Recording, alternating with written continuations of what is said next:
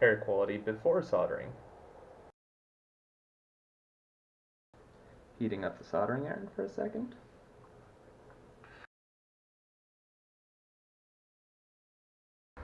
Five minutes of soldering and coarse particle count almost over 10,000 again. And seriously, that's what I was soldering. Just the three worst jumper cables in the world. You can still kind of smell the cloud of smoke. May not be super healthy to be soldering indoors without a filter. And I'm just going to close the door to see what happens. It's now been half an hour and you'll notice these counts have not gone down at all. Turn off the fan. 2 hours later. Much better. The soldering I did for that experiment was very bad. I wound up getting the Hakko FA-400 to see if it could help with the air quality issues while soldering. But first, it's still in its box, so we'd better take it out. That's what the thing inside the box looks like. Of course, whenever you're adding equipment to your workshop, might as well check that you have enough outlets for it. I'll give you one hint as to who doesn't. It's the guy behind the camera.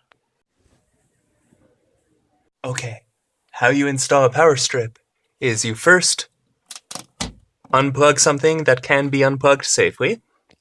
Then you make a space on the ground for the power strip by moving your Cheerios box storage off to the side, somewhere else under the table. Then you shake the cam as violently as possible so that your viewers get nauseated. And then you plug in the power strip and plug everything else into the power strip. Artistic use of flash, LED, and power switch.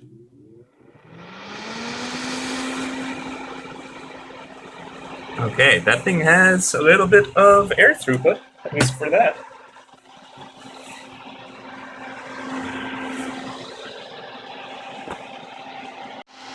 So here's our starting point for reference.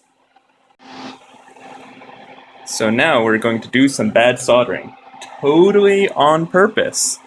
Not because we're incapable of soldering well. I mean, totally capable of soldering well. Totally.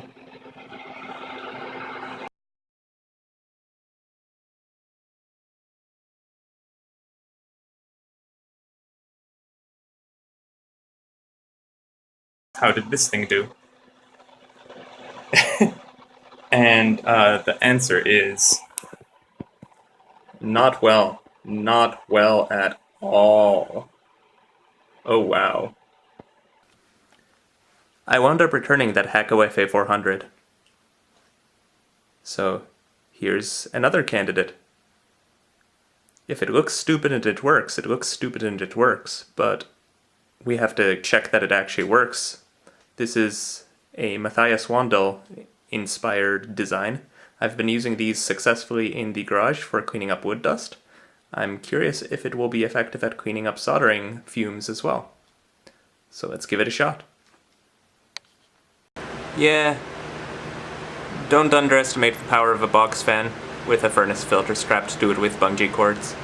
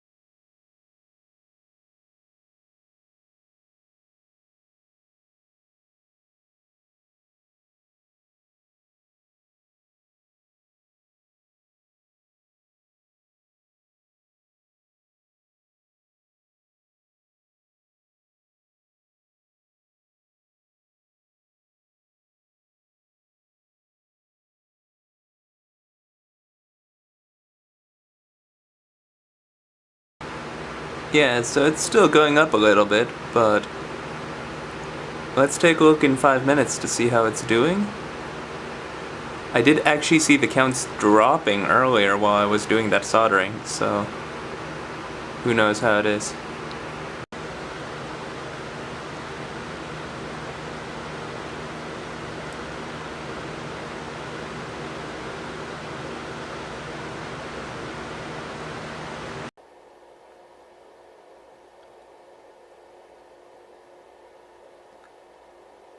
It's been probably 20 minutes, and we're back down to normal. So, this slightly ridiculous setup does reduce the pollution in the air quite a bit, but the fact that it's behind me and slurps all of the air right past me when I use it is not ideal. But if it were in the same place,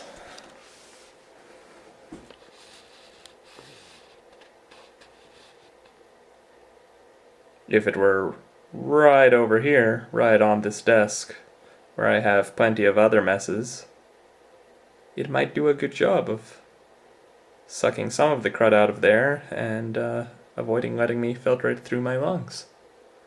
So at some point, we're going to have to figure out a way to put one of these fans up here. That's for another video though.